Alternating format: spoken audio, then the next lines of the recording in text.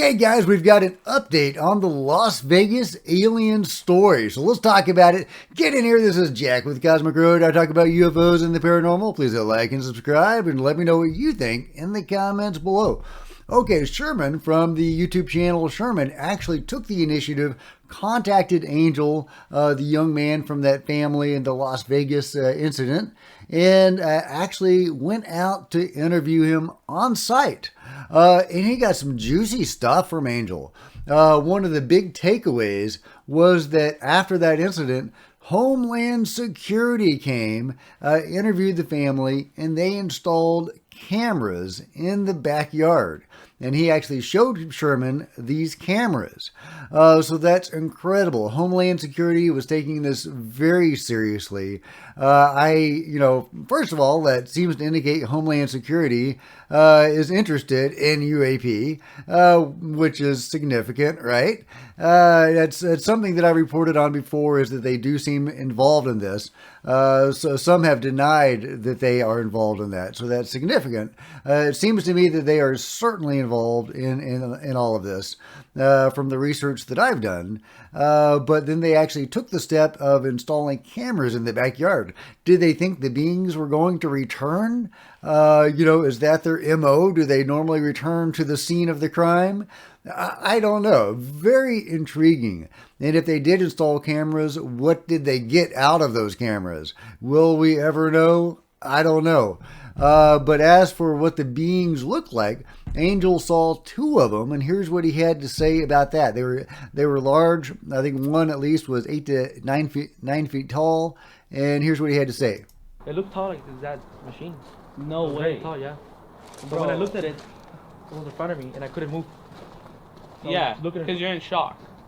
And I was just looking at it, and it was breathing. You could see their stomach moving.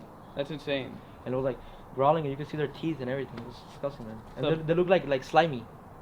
They were slimy, 8 or 9 foot tall beings. They could see he could see their stomachs moving. So they were seeming to breathe oxygen, at least. So they breathe the air, which is interesting. He says they were the same color as dolphins, gray. They carried some sort of lights on their shoulders. One of them appeared to have a broken leg. Angel and his brother here both saw the beings.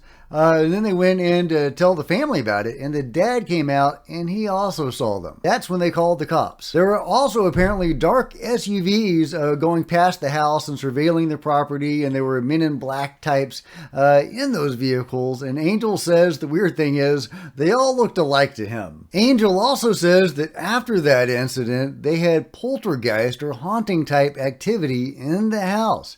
Now, this is not uncommon. There's poltergeist and paranormal activity associated with alien contact all the time. That's, not a default feature of alien contact, but that's certainly common. They were experiencing rattling doors, weird whispering noises, sleep paralysis, and more.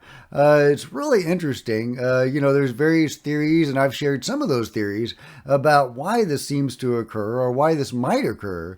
For example, if these craft come through various dimensions, if these are other dimensional beings and other dimensional craft, or at least they use the dimensions to hop from place to place, they may pass through some of the realms where our consciousnesses or souls go when we die. They're a home, as some near-death experiencers call it, or heaven, or whatever you want to call it.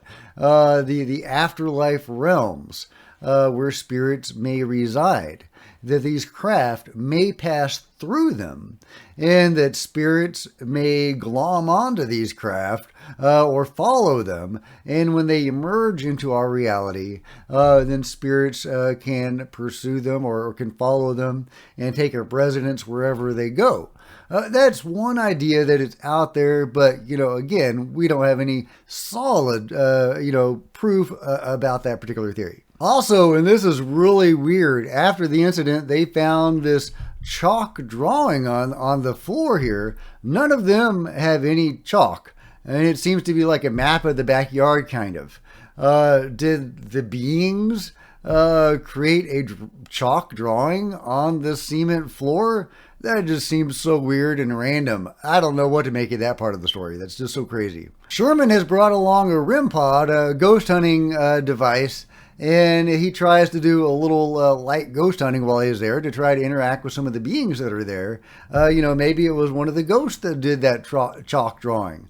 Well, he doesn't have any success in getting contact, but it was a good experiment. Angel also tells a weird story about a relative of his that was possessed by a negative entity and that may have died in a coma. He doesn't go into a lot of details, though. I would love more information about that. A lot of these things run in families. Paranormal and alien contact, and the two often go together. So if Angel's family has a history of contact with something that might suggest why this happened to their family. On the other hand, he's saying it was a crash, so that sounds more random to me. Either way, a really interesting nugget to the story. Angel and his brother also talk about animals that would die when they would come into their house. A cat, chickens. When they were taken into the house when all this was going on, they died. Fortunately, the negative activity hasn't harmed their little puppy here, who's pretty adorable. Yo, bro, that is the cutest eye. Angel had to say a little bit more about Homeland Security. Here he is. So Homeland Security and Metro came here and they took my phone. So we're in the living room. They took my phone. They connected to a USB and they took all my pictures, all my contacts. Even pictures that are not related. Yeah, not even related. Like so they take your pictures, they take your contacts. Everything on my phone basically. So that's nuts, guys. Homeland Security deleting their pictures or stealing their pictures, setting up cameras, seeming to take this very seriously. They have poltergeist activity that is harming their animals.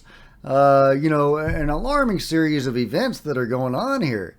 Now, I don't know if it's still going on. They didn't really talk about current or ongoing activity in regards to the paranormal stuff or the alien stuff. That's about all I got out of the interview.